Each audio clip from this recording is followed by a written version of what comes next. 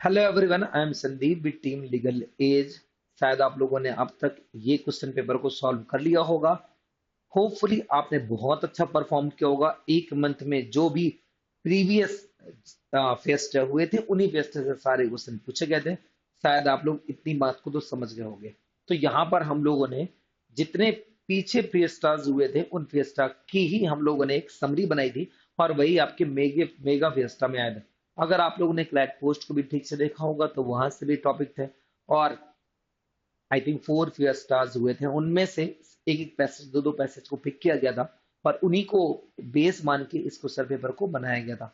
एक easy question paper मैं कहूंगा, बहुत ही इजी क्वेश्चन पेपर, बिकॉज सारे क्वेश्चन ऑलरेडी आप लोगों ने एक बार अटेम्प्ट कर रखे थे। हाँ, कुछ लोगों ने एक दो पैसेज ना भी पढ़े होंगे और एक दो पैसेज के एक दो जो क्वेश्चन है वो चेंज किए गए होंगे, बस इतना ही किया गया होगा।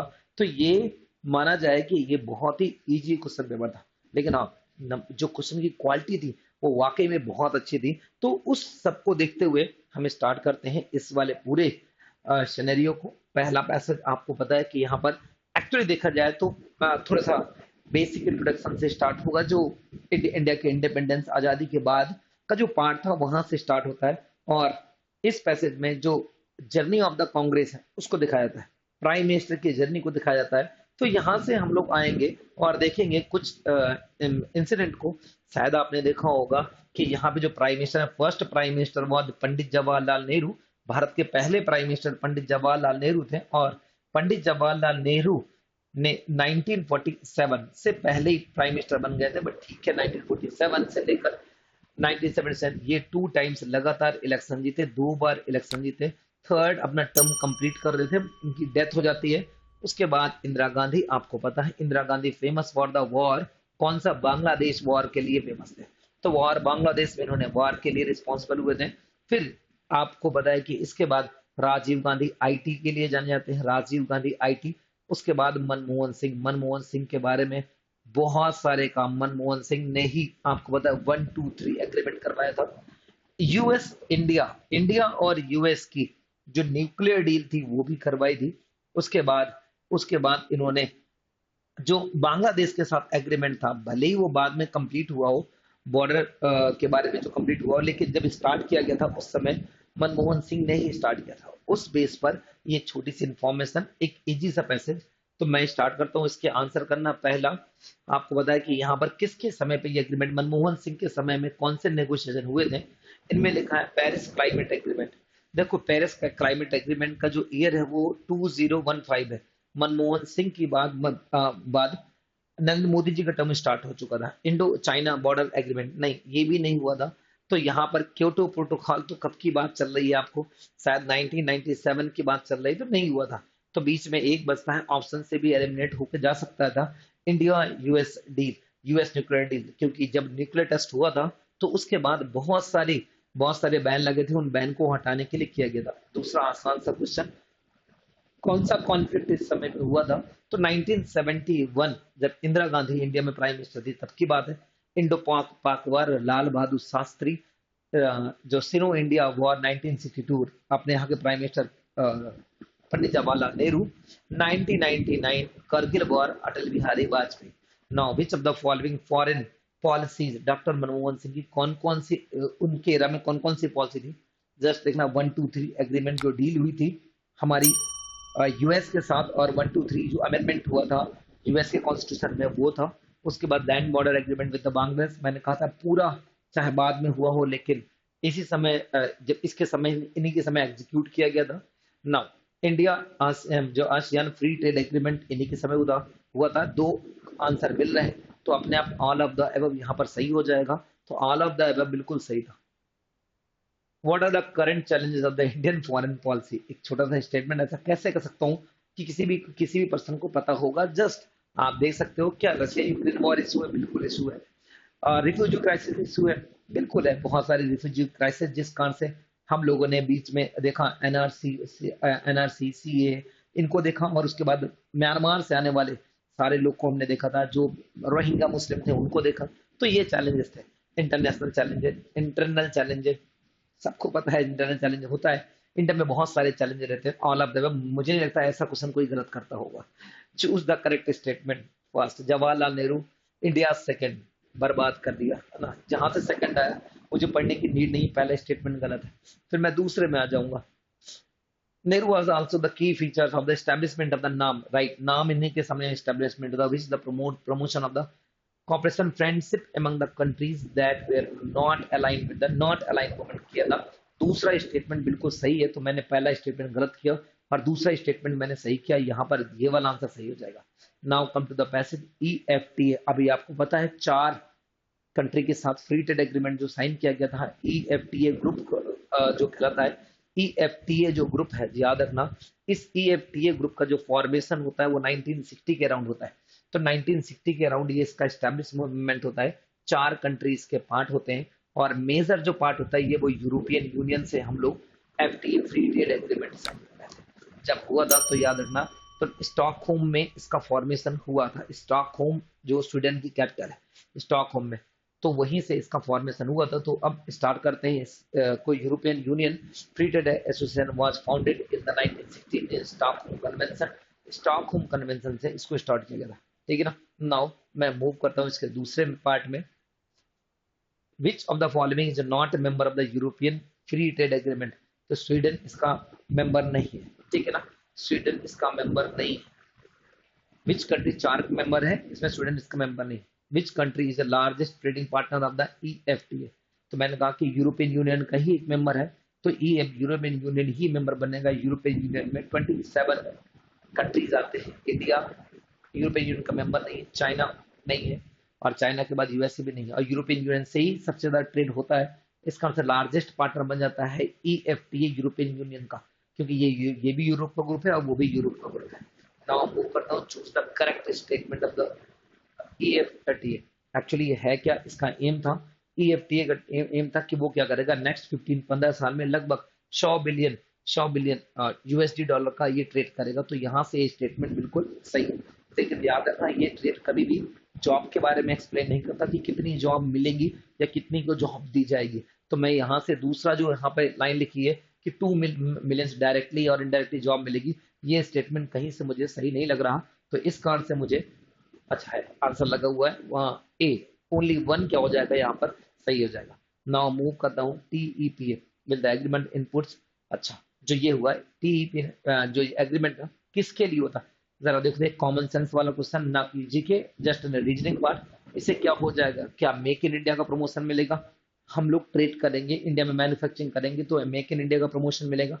क्या आत्मनिर्भर भारत बढ़ेगा क्या, डेफिनेटली सी बात है। जब ऐसी चीजें होंगी तो आत्मनिर्भर भारत को फोकस तो किया ही जाता है।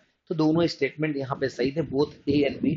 इसी से क्वेश्चन था, कोई इसमें नहीं था। आपको पता है ये ऑलरेडी आ चुका है, तो मैं वहीं के रेफरेंस पे बोल रहा हूँ, और शायद मैंने ही उसकी एनालिसिस करवाई थी जब ये हमने पढ़ा था। Now come to the prime minister Modi ji. Katchatheevu island, एक फिर से आने वाला एक पैसेज।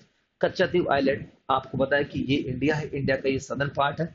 इस सदर्न पार्ट में यहाँ पर एक रीजन है श्रीलंका, और श्रीलंका और इंडिया के बीच में इस वाली जगह में पाल्क स्ट्रीट है, और ये पाल्क स्ट्रीट है, और यहाँ पर मन्नार स्ट्रीट है। इसके बीच में यहाँ पे रामेश्वरम है। रामेश्वरम से लगभग 33 किलोमीटर दूर यहाँ पर एक रीजन है जिसे कच्चा द्वीप कहते हैं, और कच्चा द्वीप में एक चर्च पाई जाती है, सेंट एंटोनी चर्च, और यही फेस्टिवल सेलिब्रेट किया जाता है। दुआएं मांगते हैं अपने जो फिशरमैन होते हैं, उनकी शुभ काम, मतलब 3 दिन का फेस्टिवल होता है, उनके फ्यूचर के लिए दुआएं मांगते हैं। तो ये वाली चर्च, एंटोनी चर्च, यही पर लोकेटेड है।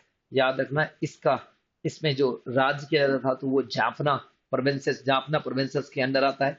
जाफना इसका नॉर्दर्न पार्ट होता है, तो जाफना प्रोविंसेस के अंदर आता है, और ये 14th से 17th सेंचुरी के बीच में जाफना प्रोविंसेस रूल करा था।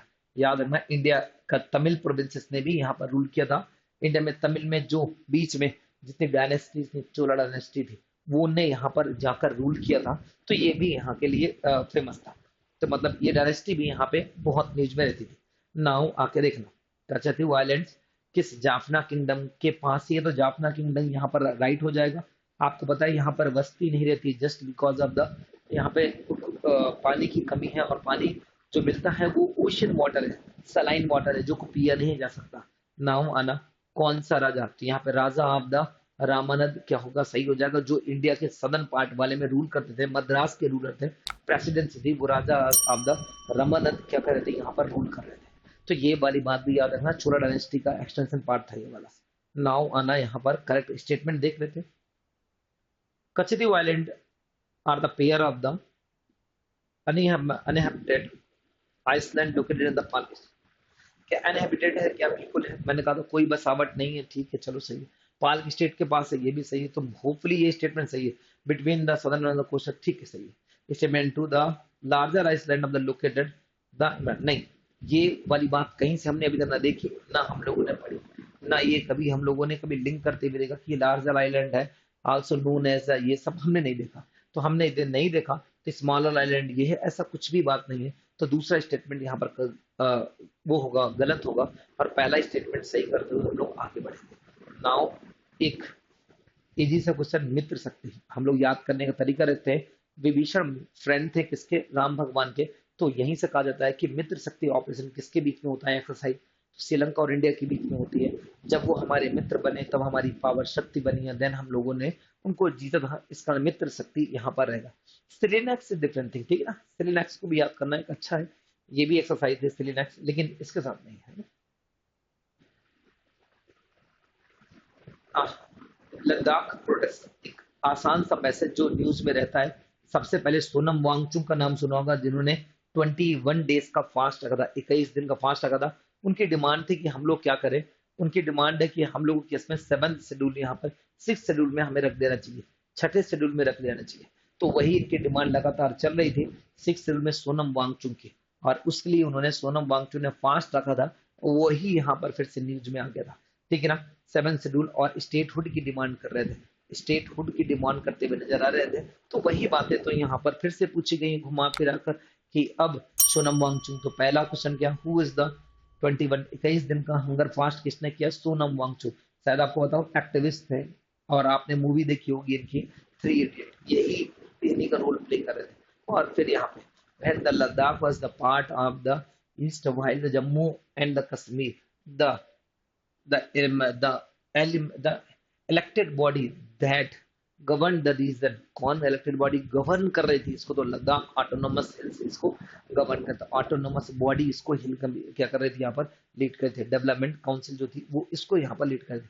तो ये आंसर क्या हो जाएगा इसका सही, देखो सब एक जैसे आंसर रखे गए, आपको पता होगा तो कर पाओगे, वरना ये थोड़ा सा ऐसा था कि सेम टाइप के कुछ आंसर है। नाउ एक इजी सा क्वेश्चन, बहुत आसान सा क्वेश्चन, कि अगर देखा जाए किस आर्टिकल, किस इंडियन कॉन्स्टिट्यूशन किस आर्टिकल में ऑटोनोमस रीजन आता है, 244 में ऑटोनोमस रीजन आता है। तो याद रखना ऑटोनोमस जो डिस्ट्रिक्ट काउंसिल बनती है तो वो इसमें आता है, यही डिमांड कर रही है बार बार लद्दाख की ऑटोनोमस डिस्ट्रिक्ट काउंसिल बना दिया जाए। उससे क्या होगा, जो पावर होगी वो ज्यादा मिल जाएगी किसको, लोकल रीजन को, लोकल अथॉरिटीज को। और जो अभी सेंट्रल अथॉरिटीज है स्टेट अथॉरिटीज है, उनकी पावर डिक्रीज हो जाएगी, वही डिमांड कर रहे हैं आर्टिकल 244। इसका आंसर यहाँ पर राइट आंसर सही हो जाएगा। नाउ आगे मूव करते हैं नेक्स्ट पार्ट में। Ladakh also known as a land of the passes, right.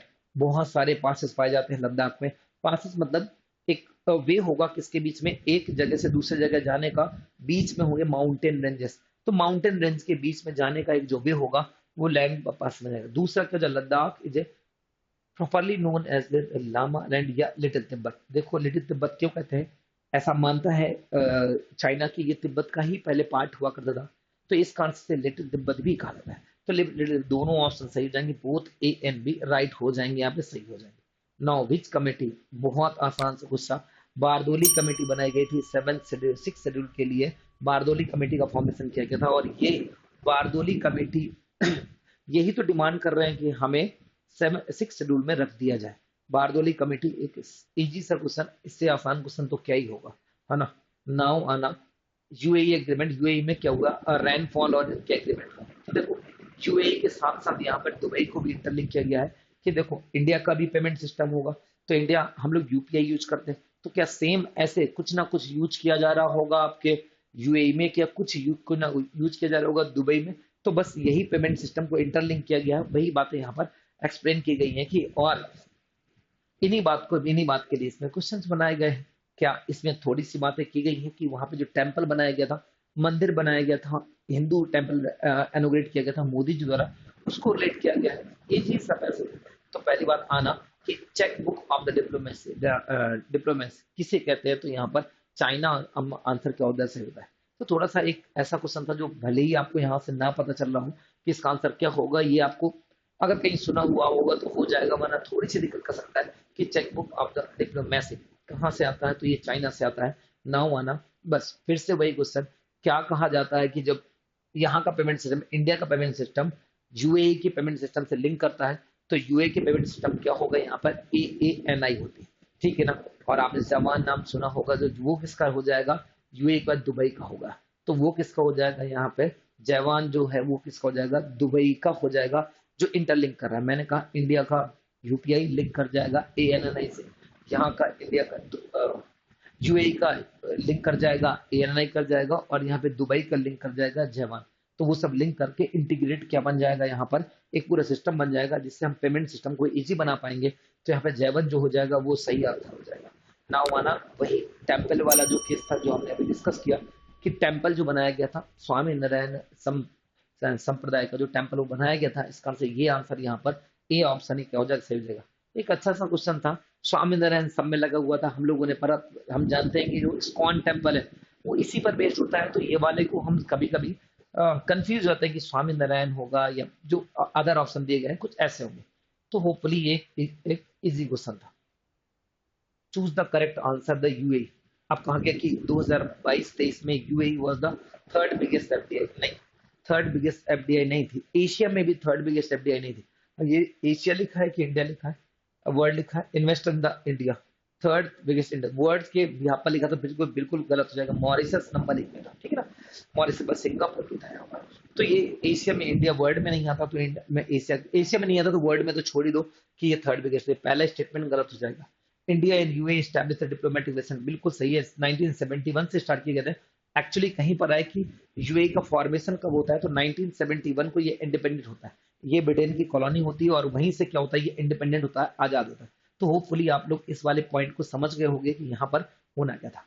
तो ये इसमें कौन सा स्टेटमेंट, दूसरा स्टेटमेंट सही हो जाएगा। एक बहुत ही आसान पैसेज, लोकसभा इलेक्शन। तो लोकसभा इलेक्शन कितने फेज में होंगे, यहाँ पे फर्स्ट फेज हो चुका है, तो 7 फेज में इसको कंडक्ट किया जाने वाला है। 7 फेज में जब इसको कंडक्ट किया जाएगा, और इंडिया में आपको पता है कि इंडिया में इस समय जो पार्टीज है, पॉलिटिकल पार्टीज, वो 6 नेशनल पार्टीज है जो लगातार इलेक्शन फाइट कर रही हैं, उसमें से एक ग्रुप बन चुका है जिसे इंडिया अलायंस कर रहे हैं, और एक तरफ जो अलायंस है उस अलायंस को हम लोग एनडीए अलायंस कर रहे हैं। तो 6 पॉलिटिकल पार्टी मिलकर इलेक्शन फाइट कर रही है। हमारा 18th लोकसभा इलेक्शन ऑनगोइंग चल रहा है, और इन लोगों के मैनिफेस्टोज भी आ चुके हैं। एक ने कहा है कि हमारी न्याय वाला हो जाएंगे, कांग्रेस हो जाएंगे, है ना, तो न्याय यात्रा भी चलाई गई थी, तो वो कांग्रेस की मैनिफेस्टो बन जाएगी। तो आके देख लेते हैं हम आगे कौन कौन से क्वेश्चन। पहला, कितने यहाँ पर लोकसभा की यहाँ कौन कितने फेज में होगा, 7th फेज में, 7 फेज में होगा। 1 जून को 7 फेज कंप्लीट हो जाएंगे, 4 को रिजल्ट आ जाएगा। नाउ इसमें कितनी पॉलिटिकल पार्टीज हैं, इजी से क्वेश्चन, 6 पॉलिटिकल पार्टीज हैं। लास्ट पॉलिटिकल पार्टीज कौन थी, आम आदमी पार्टी, जो पिछले साल ही यहाँ पर एक नेशनल पार्टी का एक दर्जा पाई थी। नाउ आना नेक्स्ट पार्ट में, एंग्लो इंडियन को कब हटा दिया गया था। सबको पता है कि इंडिया में 104 कॉन्स्टिट्यूशन अमेंडमेंट एक्ट 2021 में यहाँ पे एंग्लो इंडियन को हटा दिया गया था। 2 एंग्लो इंडियन होते थे उनको रिमूव कर दिया गया है। हर एक विधानसभा लेजिस्लेटिव असेंबली से भी एक एक को हटा दिया गया है। तो ऐसे करके यहाँ पर 104 यहाँ पे आंसर सही हो जाएगा। स्टेटमेंट बेस देख लेते हैं। Manifesto of the BJP for the 2024 Lok Sabha election is only the न्याय पत्र। मैंने बताया न्याय पत्र, न्याय यात्रा बीजेपी से नहीं है, न्याय यात्रा। नाउ देखना, कांग्रेस मैनिफेस्टो इज द संकल्प पत्र। थोड़ा सा उल्टा लग रहा है, क्या उल्टा हो तो सही होता, तो उसका दोनों यहाँ पर क्या हो जाएंगे, गलत हो जाएंगे। नाउ आना कि अब इंडिया में जो एज कम की गई थी, वो 18 साल कर दी गई थी 21 से। इंडियन कॉन्स्टिट्यूशन के आर्टिकल 326 में राइट दिया गया था। शायद ये कॉन्स्टिट्यूशन अमेंडमेंट एक्ट कौन सा था, 61 कॉन्स्टिट्यूशन अमेंडमेंट एक्ट 1989 में ऐसा किया गया था। तो ऐसे करके आप इसको भी देख लेना, 1969 में कॉन्स्टिट्यूशन अमेंडमेंट से ऐसा किया गया था। 326 में लिखा हुआ है। जीनोम इंडिया प्रोजेक्ट क्या था, कि जीन को चेंज करना। जीन को चेंज करके बहुत सारे डिसीज से मुक्ति पाना जीनोम ट्रांसफर था। जीनोम जो था, एक्चुअली कहा जाए ब्लड से निकाला जाएगा जीन को, जीन के छोटे से पार्ट में कर जाएगा ट्रांसफॉर्म, ट्रांसफॉर्म से जितनी भी डिसीज है उनको खत्म किया जाएगा।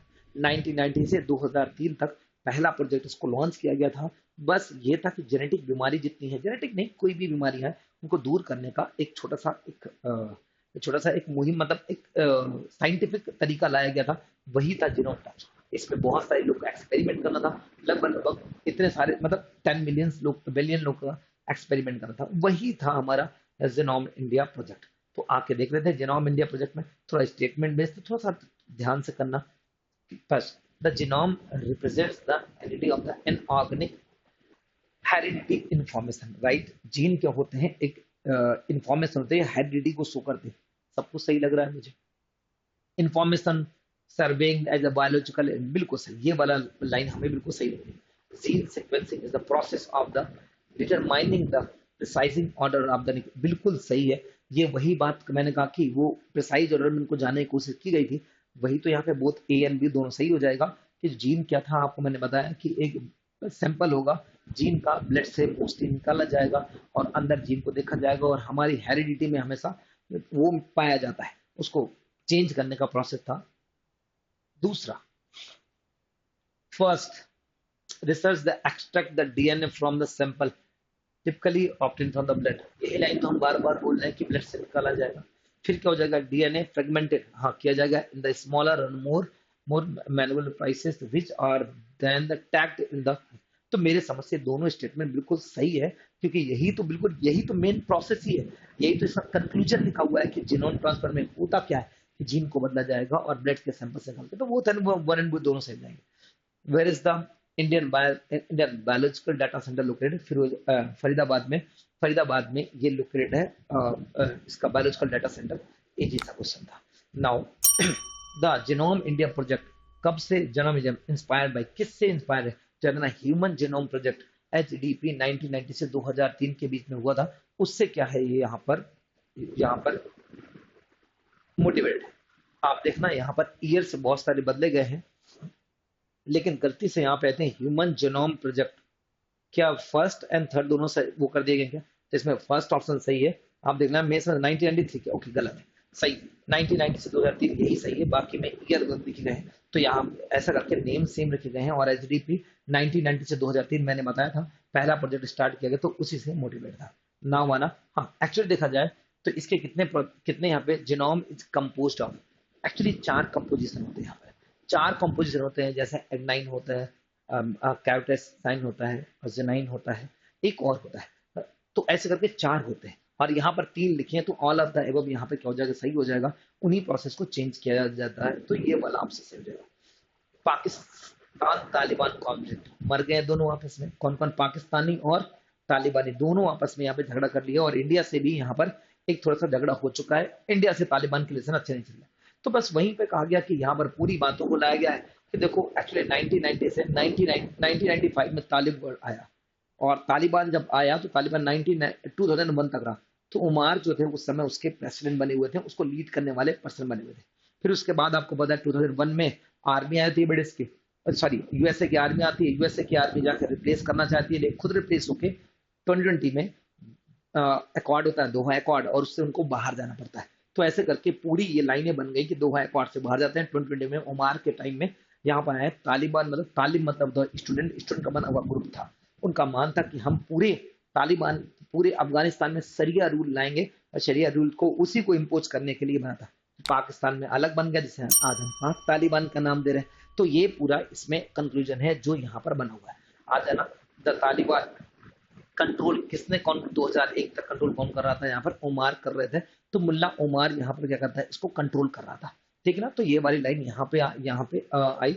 दूसरा, एक्चुअली देखा जाए तो कौन सी शिया एंड सुन्नी, तो कौन सा डोमिनेट करता है, सुन्नी डोमिनेटिंग, याद रखना।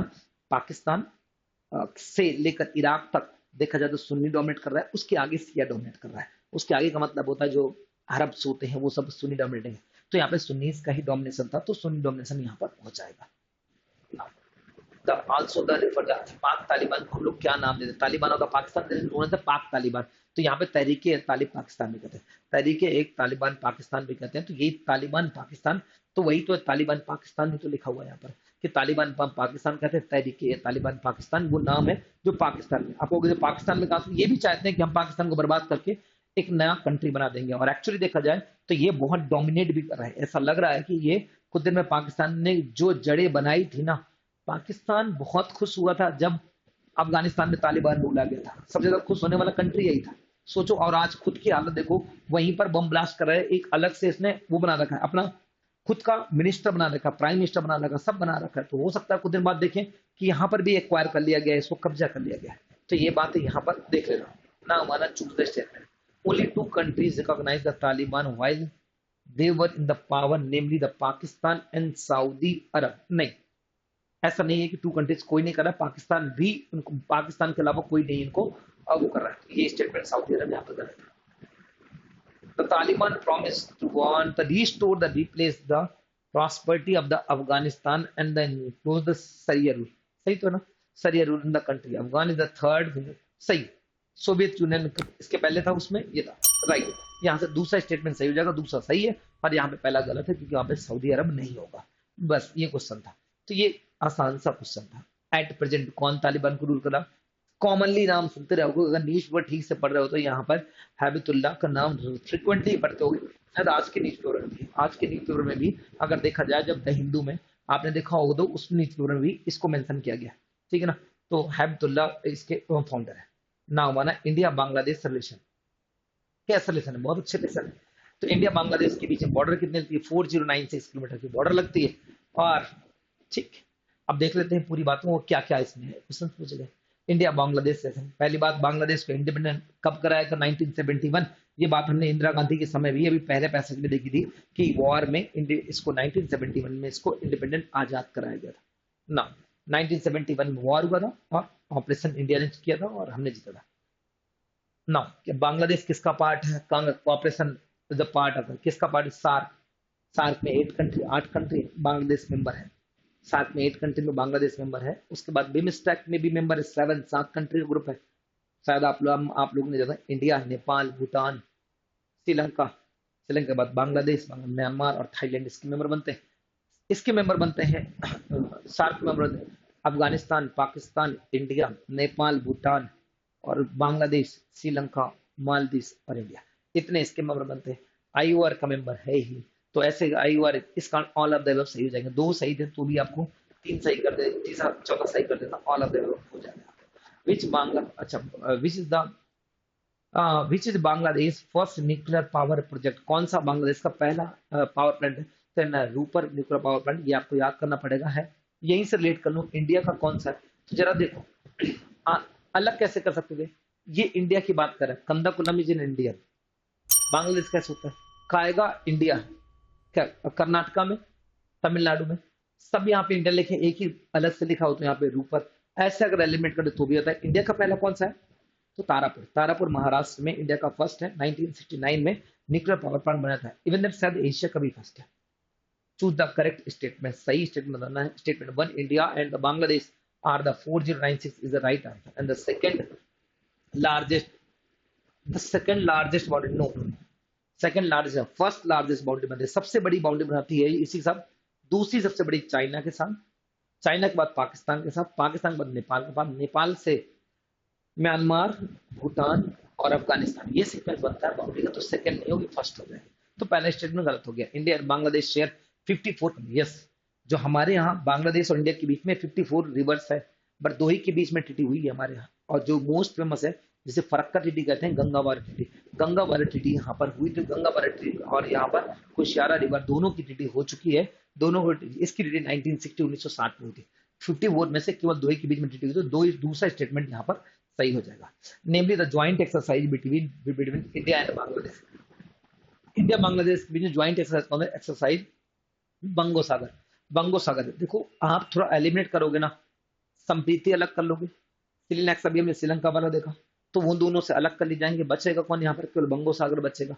विजय पथ को जैसा है ही नहीं है यहाँ पे, तो बंगो सागर थोड़ा बांग्लादेश से बंगो, और बांग्लादेश को बांग्ला लैंग्वेज में बंगो बांग्लादेश कहते हैं। तो भी यहाँ पे गाना गया था हमें समूर बंगला, जो गाया गया था, तो वो भी वहां से रिलेट हो रहा था कि उन्हीं के साथ किया जाएगा, ठीक है ना।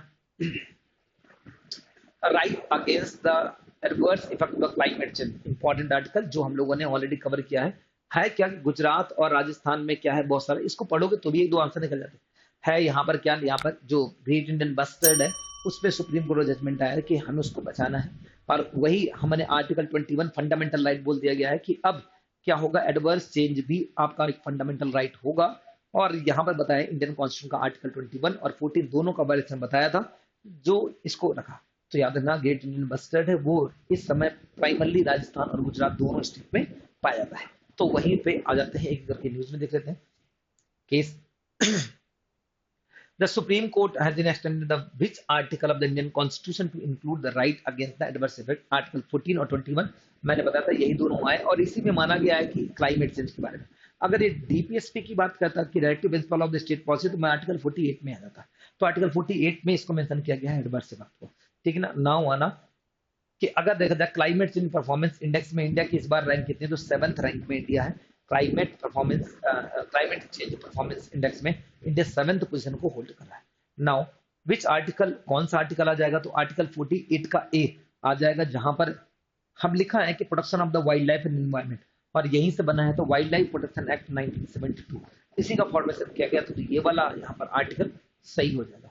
सुप्रीम कोर्ट में कौन सा केस, अच्छा मैं एक छोटी सी आइडिया देना चाहता हूँ कि जब भी आएगी कोई भी एनवायरमेंट के रिगार्डिंग, तो 90% जो है वो केस एमसी मेहता के पड़े, ठीक ना।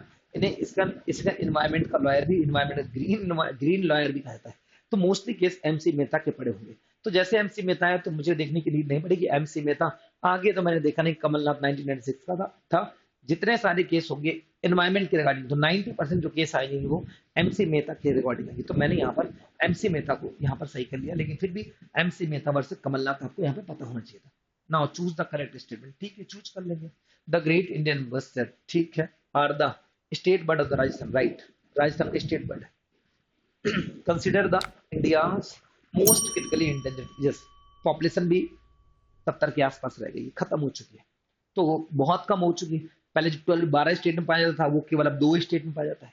तो population of the confirm the mostly Punjab and Haryana, नहीं, मोस्टली गुजरात एंड राजस्थान, तो ये वाला स्टेटमेंट गलत होगा, वन स्टेटमेंट यहाँ पर सही हो जाएगा। नाउ सरोगेसी रूल्स अमेंडमेंट, देखो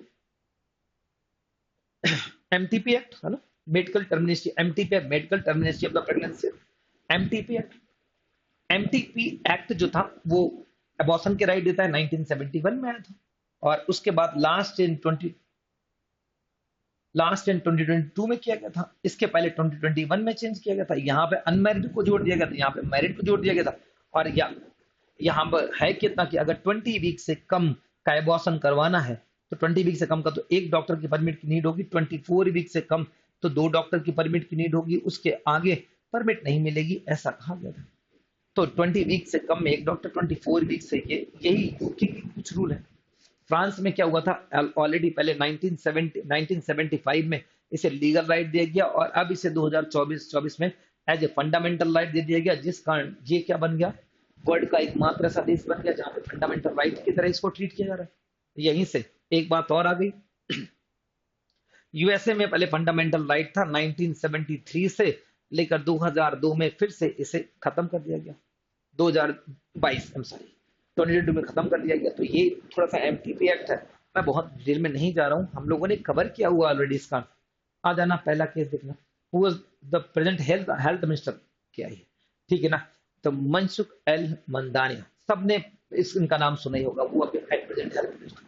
नाउ सरोगेसी, अच्छा जब सरोगेसी है एक्ट है उसको कब लाया, 2021 में, अच्छा सरोगेसी था क्या, अच्छा जी, सरोगेसी को कब किया गया था, यहाँ पे याद ना, सरोगेसी में कुछ लॉ है कि 5 ईयर एटलीस्ट मैरिज की होना चाहिए, नो बेबी, कोई भी बेबी नहीं होना चाहिए, कोई भी बेबी नहीं होना चाहिए, उसके बाद कोई भी बेबी नहीं होनी चाहिए, तब आप सरोगेसी करवा सकते हो। अब रूल में क्या चेंज हुए थे, पहले क्या होता, एक मेल और एक फीमेल, ये मेल फीमेल, इसके स्पर्म इसका एक दिया जाए, किसी थर्ड फीमेल के अंदर इंसर्ट किया जाए और बेबी हो जाएगा, तो ये परमिट थी। लेकिन बाद में भी चेंज कर दिया गया, क्या कि यहाँ पर अगर मान लो मेल कैपेबल नहीं है तो एक नया मेल लाया जाएगा और इस फीमेल के एग और इसके स्पर्म को मिला दिया जाएगा तो हो जाएगा। अगर फीमेल कैपेबल नहीं है, फीमेल कैपेबल नहीं है तो एक फीमेल लाई जाएगी और इसके स्पर्म इसके एक को मिला के इंसर्ट कर दिया जाएगा, तो क्या हो जाएगा, सेरोगेसी हो जाएगी। तो ये वाली जो ये फीमेल होगी, पहले क्या हो जाता है, कॉमर्शियल सेरोगेसी होती है। कॉमर्शियल का मतलब कोई भी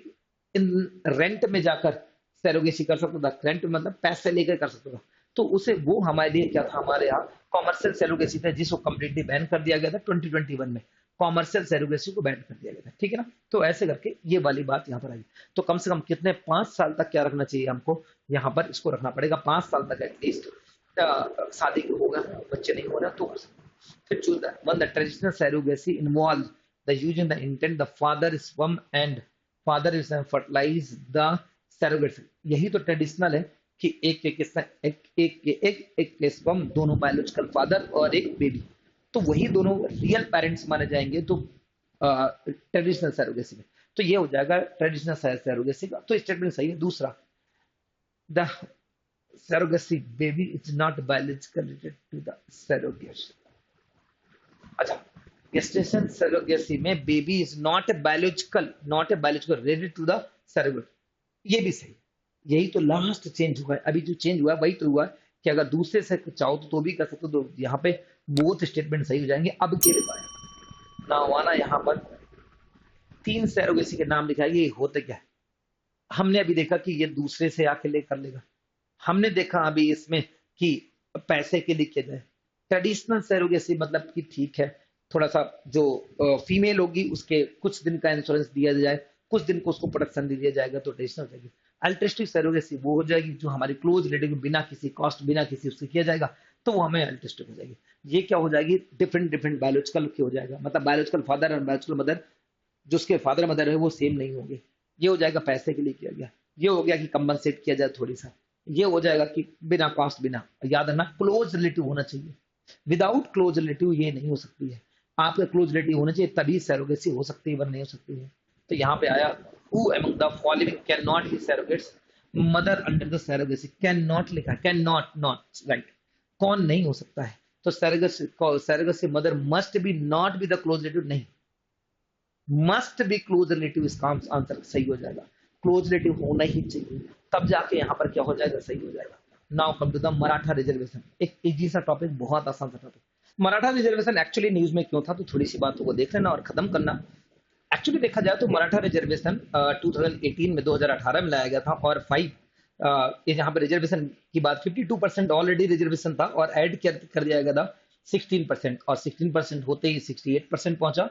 और यही आपको पता है 1992 के इंदिरा साहनी बजट को ब्लीच कर रहा था, जिस कारण से इसको सुप्रीम कोर्ट में ले जाया गया, उसे नल एंड वाइट कर दिया गया। और 2024 सॉरी में अभी रिसेंटली 10% एक्स्ट्रा मराठा को रिजर्वेशन लाया गया, इस कारण से न्यूज में था। आके देख लेते हैं यहाँ पर पूरी बातें। हाँ, एक ओबीसी कमीशन भी बनाई गई थी जिसके बिहाफ पर ही रिजर्वेशन दिया गया था। उसके पहले भी गायकवाड़ कमेटी बनाई गई थी जिसके बिहाफ पर रिजर्वेशन दिया गया था। पहला statement 18 Maharashtra government enacted in the socially and educationally backward classes EBC Act based the Gaikwad Commission, Gaikwad the finding the 16% reservation, बिल्कुल सही है। गायकवाड़ की कमीशन के बेस पर 16% रिजर्वेशन पहले उनको दिया गया था। तो Maharashtra state backward classes commission led by the justice retired Narayan Rane was established in December 2023, नहीं जैसे 2023 मराठा भी 2024 की सारी बातें हैं, है ना। तो इस कारण से एक स्टेटमेंट, पहला स्टेटमेंट सही हो जाएगा, दूसरा स्टेटमेंट यहाँ पर सरासर गलत हो जाएगा। Now Maharashtra has been reservation of 52%, फिर 52% था, उसको ब्लीच कर रहा था इंदिरा साहनी वर्डिक्ट को, यहीं पे तो था कि 52% था।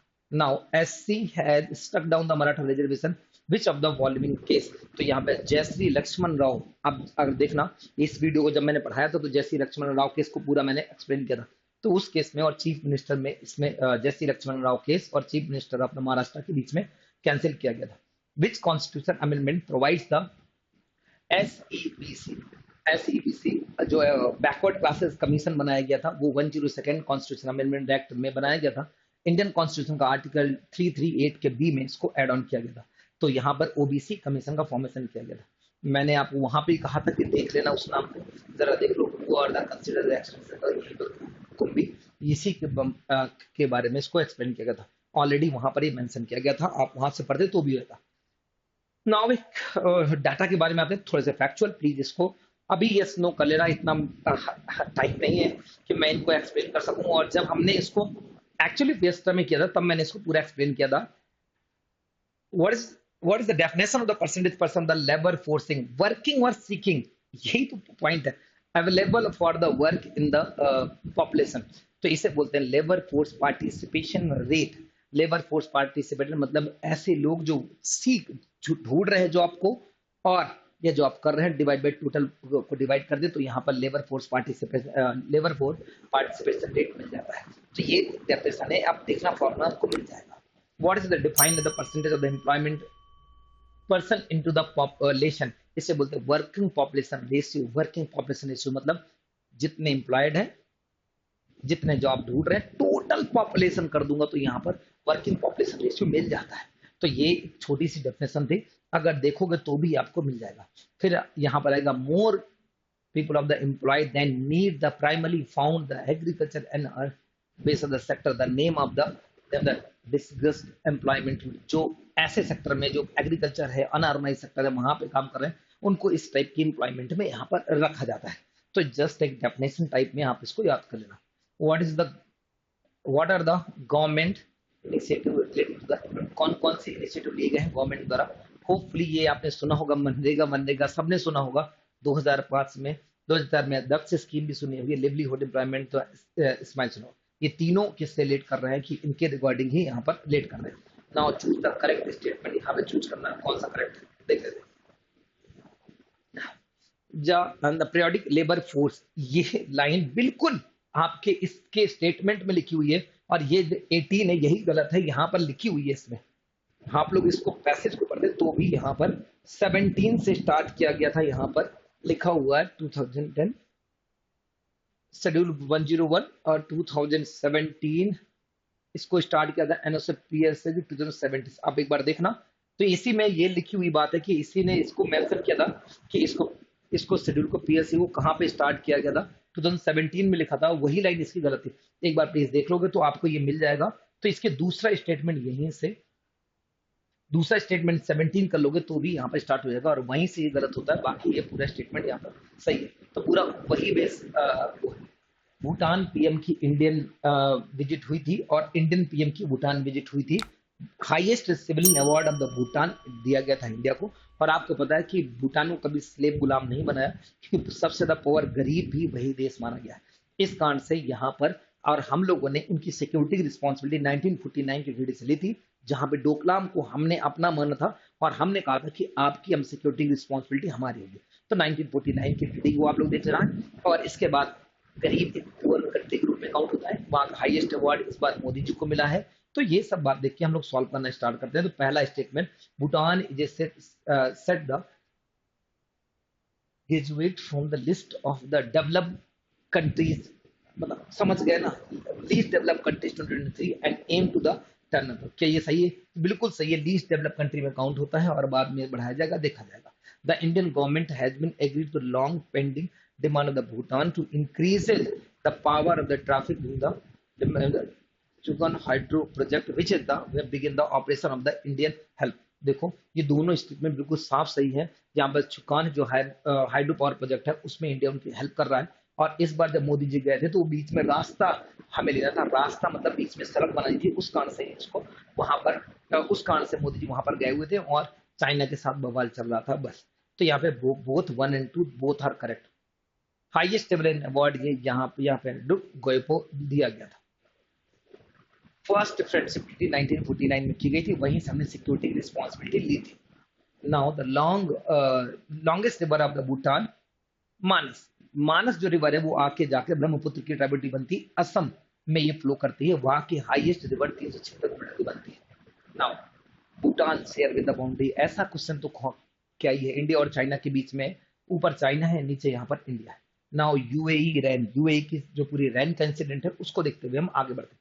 Now come to the UAE rain, choose the correct statement of the UAE rain. आपको पता है यूएई में अप्रॉक्स 90 mm के आसपास बारिश होती है, 142-40 के आसपास रैन हो गई, फ्लड आ गई और बर्बाद हो गया यूएई। तो बस इसी कारण से ये रैनफॉल आ गई थी। तो देखो कितने 90 mm होती है और 140 mm पार कर गई, जिस कारण से क्या हुआ, यहाँ पर फ्लड आ गई, तो दुबई फ्लड में 1 और 2 दोनों स्टेटमेंट क्या हो जाएंगे, करेक्ट। नाउ यहाँ पे लिखा है कि क्लाइमेट चेंज का जो multiple factor associated with the like the pattern the climate variability such as El Nino और लालिनो। एल नीनो और लालिनो आपको पता है कि पैसिफिक ओशियन में होने वाले इंसिडेंट हैं, जिसके कारण से रेनफॉल में डिस्टर्बेंस आती है। 7 साल में ये एक बार अपने आप को रिपीट करते हैं, 7 ईयर में बार बार ये क्या करते हैं, रिपीट करते हैं एल नीनो और लालिनो। एक में बारिश कम इंडिया में, एक में बारिश ज्यादा इंडिया में, तो both A and B climate change का इफेक्ट है। नाउ आना thunderstorm also known as electric storm the light which stage, cloud के किस स्टेज में थंडरस्टॉर्म गर्जना और ये सब होता है। याद रखना, एक क्लाउड की तीनों कंडीशन ही है, बादल बनने की पूरी कंडीशन है। बादल 3 कंडीशन से बनता है और तीनों यहाँ पे टाइप से बादल यहाँ पे लिखे हुए। तो यहाँ पे मेच्योर में होगी, ये होगी, तीनों में थंडरिंग होती है, तो ऑल ऑफ द सही होगी। याद रखना, एक बार बादल का ऊपर जाना, बादल का बड़ा होना और डिस्टेंस खत्म हो जाना, वो तीनों स्टेज यहाँ पर लिखी हुई है, तो वही स्टेज यहाँ पर लिखी हुई है। एक सिंपल सा स्टेटमेंट की एक, अगर यहाँ पे टेम्परेचर कितना बढ़ जाए, 1 डिग्री बढ़ जाता है, तो मॉइस्चराइजेशन का परसेंटेज 7 डिग्री बढ़ता है। ये स्टेटमेंट आपको याद होना चाहिए, तो तभी हो सकता है, वरना नहीं हो सकता। 1 डिग्री टेम्परेचर बढ़ने पे 7% मॉइस्चराइजेशन बढ़ जाती है। बस ये स्टेटमेंट से 1 नंबर यहाँ पर हो जाकर होता है करेक्ट। नाउ माना अबॉर्सन्स लॉ इन द फ्रांस, मैंने ऊपर आपको अबॉर्सन्स लॉ ऑलरेडी बता दिया था कि इंडिया का एमटीपी एक्ट और ये वाली बातें मैंने जस्ट अभी थोड़ी देर पहले ही बताई थी। तो एक बात देखो, यहाँ पर लिखा है कि choose the correct statement. March 21 the parliament pass the medical termination of the pregnancy act 2021 amend the 1970, गलत है, 1971 होता तो सही रहता, 1971 होता तभी एमटीपी एक्ट आया था। तो यहाँ पर फिर से कौन सा स्टेटमेंट यहाँ पर गलत हो जाएगा, पहला गलत हो जाएगा। दूसरा देखना है, एमटीपी अमेंडमेंट 2021 में हुआ था और सेफ एंड लीगल एबॉर्शन करने के लिए किया गया था, यूनिवर्सल। सब कुछ सही दिख रहा है, तो दूसरा स्टेटमेंट क्या हो जाएगा, सही। बस जब ऐसे स्टेटमेंट आते हैं तो फैक्ट देख लिया करो, फैक्ट पे फोकस करो, वो स्टेटमेंट बेस मोस्टली करेक्ट आते हैं, ये बात याद रखना। मैं फैक्ट में ही हमेशा नजर मारता हूँ। UK permits the 24 week abortion, मैंने कहा इंडिया यूके का रूल लगभग सेम है, तो 24 वीक इंडिया में आ जाएगा। इसके बाद 10 सितंबर 2022 Hungary for the right government made the obligation women the listen the person, बिल्कुल सही। इसके भी स्टेटमेंट क्या सही है यहाँ पर, तो यहाँ पे बोथ ए एंड बी दोनों क्या हो जाएंगे यहाँ पर सही हो। हंगरी के रूल थोड़ा सा स्ट्रिक्ट है in compare to the European Union, तो बस यहाँ के हंगरी न्यूज में रहता है, तो थोड़ा सा ऐसे स्टेटमेंट बेस होते हैं, तो वो स्टेटमेंट सही माने जाते हैं, सही हो जाते हैं, माने क्या जाते हैं। विच committee was set the Indian mind, सबसे अच्छी शांतिलाल शाह कमेटी बनाई गई थी 1960 से 1970 के बीच में होने वाले इलीगल एबॉर्शन से बहुत सारी मदर्स की डेथ हुई थी, बस उसके लिए शांतिलाल शाह कमेटी बनाई गई थी, तब जाके यही बेस बना था MTP medical termination of pregnancy act का बेस बना था। When does the international women's day celebrate, क्या बताना है, 8 मार्च। कौन सा जजमेंट यहाँ पे सुप्रीम कोर्ट का था जिसके कारण एबॉर्शन लॉ खत्म कर दिया गया? देखो, 2 जजमेंट हमेशा न्यूज में रहते हैं, जॉब्स वुमेन हेल्थ ऑर्गेनाइजेशन और एक जॉब एसेबिलिटी, ये रेसिस के बीच का हुआ था। ये वाला जो होता है वो इसके बीच का, तो यहाँ पर ये वाला क्या हो जाएगा, यहाँ पे सही हो जाएगा। 2 तो मुझे भी नहीं पता नीचे क्या हुआ था, तो ऊपर में 2 ही में एलिमिनेट हो रहा था, एक ऊपर और नीचे में, तो इस कारण से वो वाला क्या था यहाँ पर राइट था। ना हमारा यूएसए प्रेसिडेंट इलेक्शन, यूएसए का भी प्रेसिडेंट इलेक्शन हुआ है। आपको शायद थोड़ी बहुत पता हो कि यूएसए में फीमेल को 1920 में राइट दिया गया था और यहाँ पर 26 कॉन्स्टिट्यूशन अमेंडमेंट एक्ट हुआ था, जब जाकर इनको क्या मिले थे, फीमेल को यहाँ पर राइट मिले थे। और उसके बाद यहाँ पर प्रेसिडेंट इलेक्शन जो होते हैं, एक बार जैन-फेब से प्रोसेस स्टार्ट होती है, जब पूरी पॉलिटिकल पार्टीज अपने लीडर को चूज करती हैं, फिर इलेक्शन होता है, ऑल पूरा यूएसए किसको चूज करता है यहाँ पे। तो 2 प्रोसेस, एक प्रोसेस अभी स्टार्ट हो जाएगी 1 साल पहले, ये प्रोसेस नवंबर में स्टार्ट होगी, तो पहले प्रोसेस यहाँ से स्टार्ट होती है और इस समय इलेक्शन होने वाला है, तो ये न्यूज में आ गया। आओ देख लेते हैं यहाँ पर। पहली बात तो इसकी क्या बोलते हैं, क्वालिफिकेशन क्या होगा, नेचुरल बॉर्न सिटीजनशिप होनी चाहिए, बिल्कुल नेचुरल बॉर्न सिटीजनशिप होना चाहिए, एट लीस्ट 35 ईयर का होना चाहिए।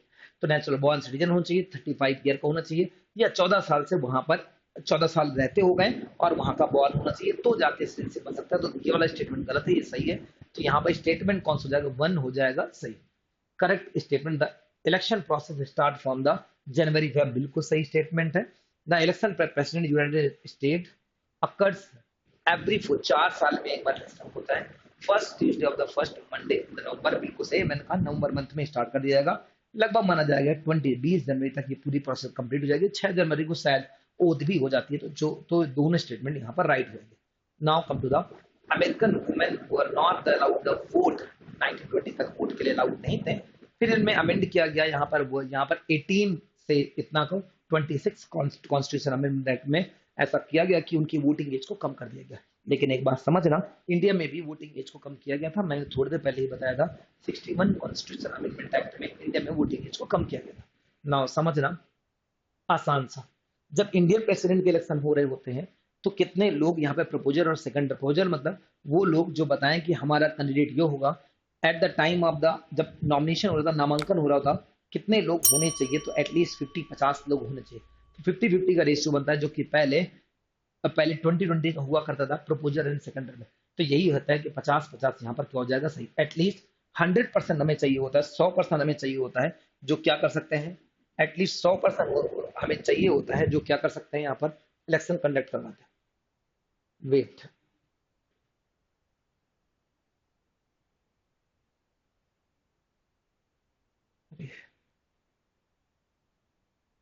Now done. नाउ आना चाइना, इंडिया चाइना इशू।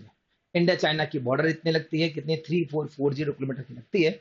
चलो थोड़ा सा चाइना बॉर्डर देख लेते हैं। शायद आपको पता होगा कि यहाँ पर लाइन होती है।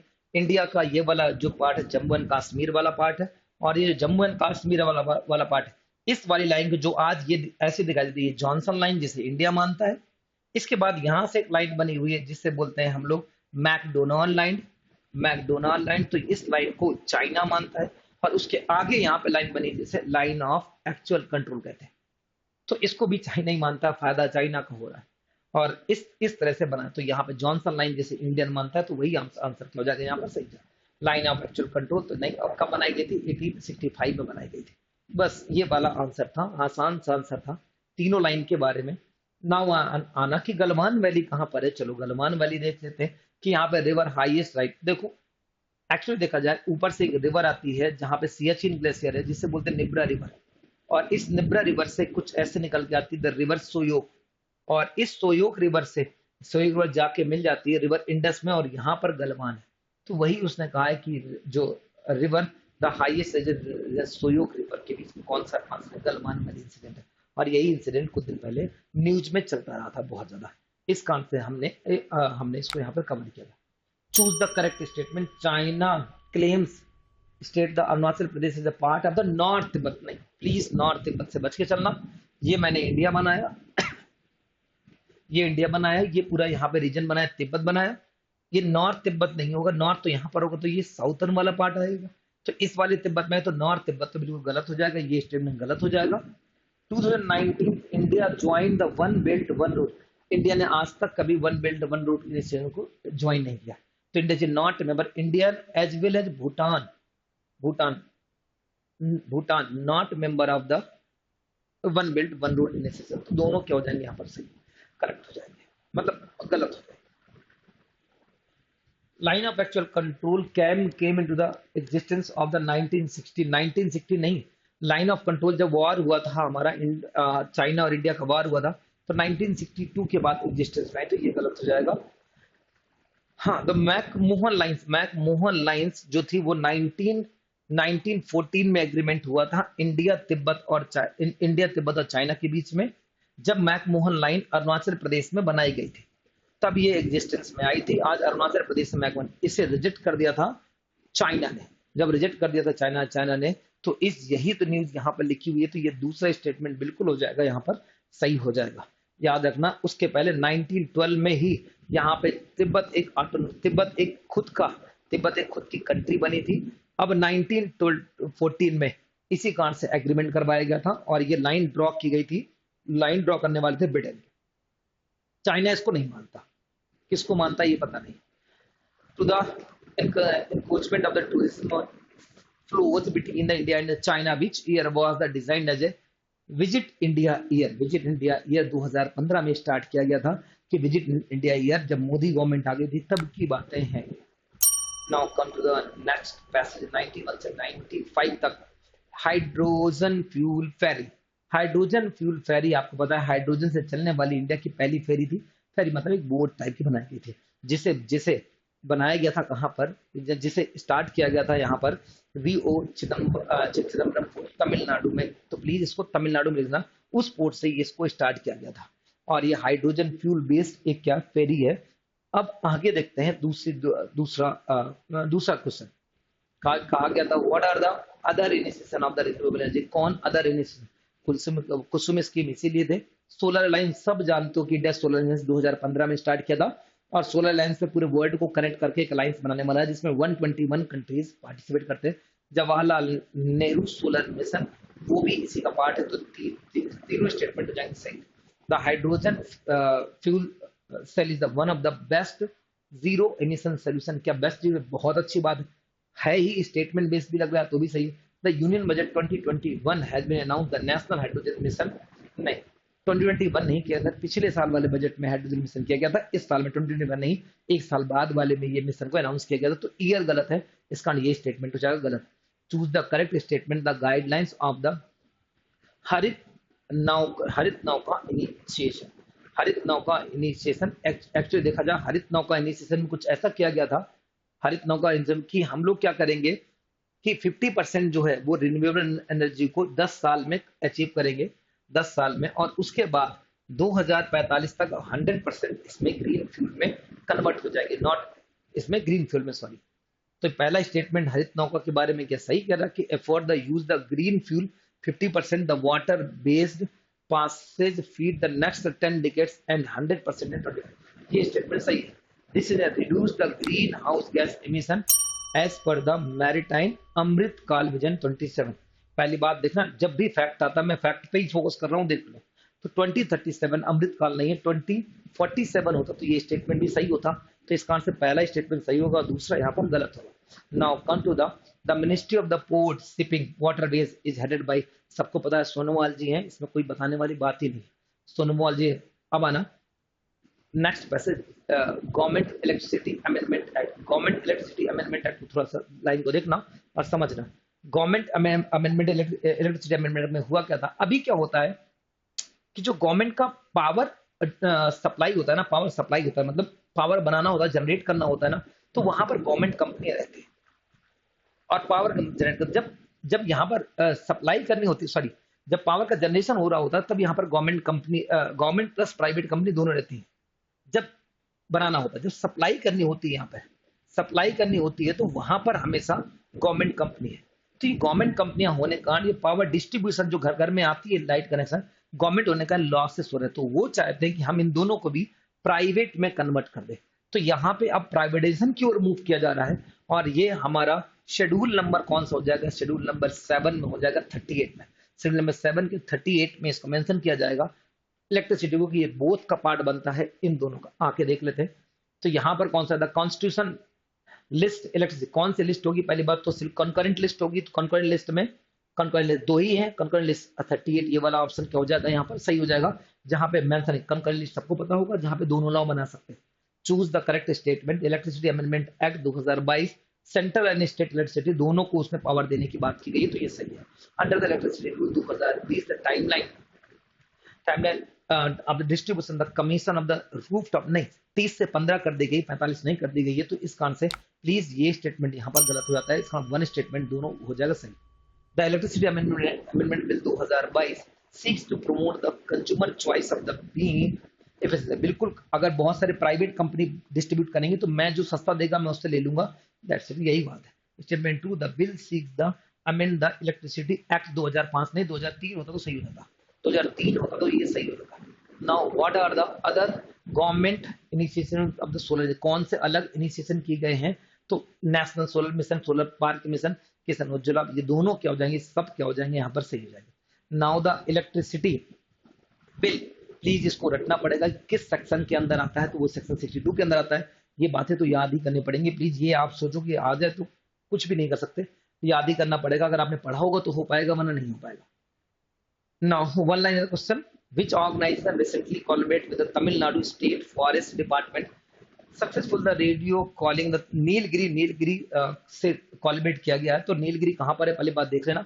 ये इंडिया में है, तो world wild life fund WWF ने इसको किया है। तो प्लीज ये इंडिया बना, और इंडिया का ये सदर्न पार्ट बना, यहाँ से वेस्टर्न घाट बना, ईस्टर्न घाट बना, जहाँ पे जंक्शन पॉइंट आएगा वो नीलगिरी बना। प्लीज याद रखना, यही आपके एग्जाम में आ गया था पिछली बार जो आ गया था। नीलगिरी किस स्टेट में लोकेटेड है? 3 स्टेट में लोकेटेड है, ठीक है ना। 3 स्टेट, कर्नाटका, तमिलनाडु और केरला में। Recently which organisation has been partnership the Panasonic Energy create the joint venture of the proceeding the lithium oil cell। lithium oil cell joint किसने किया? IOCL ने किया। IOCL, ये पुराने क्वेश्चन है, कुछ नए नहीं बन के आ रहे। National maritime day observe the 5th of the April honours the maritime transport and global trade. National maritime day, उसका थीम क्या है? तो यहाँ पे navigation for the future, safety first, ये उसका थीम था। नाउ आना, रिसेंटली विच स्पेस ऑर्गेनाइजेशन अभी रिसेंटली लूनर में, मतलब मून में कौन से वो बनाना चाहता है, जोन बनाना चाहता है, टाइम जोन। कल ही वाले आपने लेक्चर में जो राउंड अप था उसमें पढ़ा था, नासा इसको बनाना चाहता है। Recently which state filled the suit of the Supreme Court claiming the center of the withholding the National Disaster Relief Fund। National disaster, अच्छा तमिलनाडु ने इसको किया है। प्लीज एक बार इसको देख लेना, तमिलनाडु ने इसको किया है। Recently which country conducted the joint exercise between the US and Philippines. Philippines ने किया, दोनों तीनों के बीच में ज्वाइंट एक्सरसाइज की। ये आपके पुराने क्वेश्चन है, मैं नया नहीं पढ़ा। 10th round around India Japan concern कहां पर हुई? टोक्यो में की गई। टोक्यो में की गई, ये भी पुराना क्वेश्चन है, मैं नहीं पढ़ाया था, इसका आंसर मुझे रटे हुए। The city of Miraj recently added the GI tag. मैंने आप यहाँ पे वो भी बनाया हुआ था, महाराष्ट्र के दोनों जो म्यूजिकल इंस्ट्रूमेंट थे वो भी बनाए थे, महाराष्ट्र के दोनों GI टैग। मैंने जब आपको पढ़ाया था तो वहां पे ये बात लिखी गई थी। Minister of the external affairs manage the second overseas port, Sittwe port Myanmar में। याद रखना, सितवे पोर्ट म्यांमार, जब म्यांमार आएगा तो सितवे आ जाएगा। सितवे पोर्ट ही सबसे बड़ा पोर्ट है। चाबार तो ईरान में। भारत अर्थ मूवर BML है ना, recently signed MOU the company the joint develop the indigenous train control management. Bharat electronic limited BEL के साथ में MOU साइन किया। Recently the global society for the Barbados mangrove over the initiation mission regeneration the tree of country. Okay ठीक है। Madagascar, please वो सही कर लेना, याद कर लेना। मुझे भी इसको एक्चुअली आंसर नहीं पता था, ठीक है ना, मतलब आंसर क्या पता नहीं था। मैंने इसको, मतलब ये क्वेश्चन रिसेंटली आया, बीच में मैंने बहुत सारे क्वेश्चन पढ़ाए थे, वो में नहीं था, इसमें नया क्वेश्चन था। हम लोगों ने जैसे सारे क्वेश्चन पढ़ाए थे उनसे ये अलग क्वेश्चन था, ठीक है ना। रिसेंटली ग्लोबल सिक्योरिटी की मेडागास्कर से कहां पर है? African country. इजी से क्वेश्चन रिसेंटली हुआ जो appointed the coach of the senior national hockey, very important and easy, Harinder Singh. Recently food safety and standard authority FSSAI launch the awareness campaigning the food safety of the Delhi में इसको launch किया गया था। Now आना, which organisation recently released the report title towards the रिजेनरेटिंग blue economy, mapping of the blue economy. IUCN ने इसको launch किया था। नाउ आना, come to next one, the prime minister the Lee Hsien Loong who recently announced the has the resignation. किस country से resignation? Which country से? Singapore से उन्होंने रिजाइन दिया था। ये क्वेश्चन तो पढ़ा हुआ होगा आपका, ठीक है ना। Which city airport has won the best airport staff in the south. किस सिटी ने किया? तो हैदराबाद। इसको याद रखना, हैदराबाद। इसका इंपॉर्टेंट मार्क करना है इसको ऐसे। इंक किसकी बनी होती? छोटा सा क्वेश्चन, सिल्वर नाइट्रेट की। सिंपल सा क्वेश्चन, कुछ पढ़ने नहीं था। Word book of the copyright day observed annually on the April 23rd promote the recording the publishing of what is the theme of the world copyright day? तो यहाँ पर read your way। फिर Prachi Yadav who has recently won the gold medal of the ACC announcement। तो कहाँ से रहने वाली है? मध्य प्रदेश से रहने वाली है, ठीक ना। 120। Recently which of the following state government the planning to denotify the sizable area of the Pulicat lake? Very important, Pulicat lake. जैसे पुलिकट लगा स्टेट में मुझे करना होगा, या तो पुलिकट लेक को तमिलनाडु होगी या तो अरुणाचल प्रदेश आंध्र प्रदेश होगी, दोनों में बीच में लाई करती है। तमिलनाडु यहाँ पर है तो तमिलनाडु को मैं सही कर दूंगा, और क्या है। फिर global report of the food crisis 2024 news produce the which of the following organisation, कौन करता है? FSIN करता है, ठीक है ना, FSIN, food security international network, इसको सही कर। Now one, recently who was the elected as a chairman of the commission of the wrestling federation of the India, कौन था? नरसिंह यादव। नरसिंह यादव मार्क नहीं किया गया, प्लीज इसको मार्क करें, नरसिंह यादव को, है ना, नरसिंह यादव को यहाँ पर किया गया, नरसिंह यादव को। फिर नेक्स्ट आना, what are the theme of the international conference of the disaster risk, क्या थीम थी इसके? Investing today and the more resilience tomorrow. According to the recent data from the reserve bank of India, what was the India's net household saving rate? Same rate कितनी है 2023 के physical year 23? ये कितनी थी? 5.3% इसकी थी। Last question, the international delegates day celebrating in a year on April 25, what is the theme? Theme क्या है इसके? Together we challenge those in power. बस इतनी सारी बातें थी। हाँ, लास्ट क्वेश्चन को हमने थोड़ा जल्दी किया, थोड़ा टाइम का रिस्ट्रिक्शन था जिस कारण से, लेकिन ठीक है, बाकी सबको हम लोग देखा। एक्चुअली ये क्वेश्चन एक बार करे हुए थे, इतना फर्क भी नहीं पड़ता कि हम लोग कितनी देर तक इसको डिस्कस करें, एक बार करे हुए थे, बड़ी आसानी से आपसे हो गए होंगे। होपफुली आप इसमें अच्छे स्कोर करोगे। मिलेंगे हम लोग नेक्स्ट वीडियो में। Thank you so much.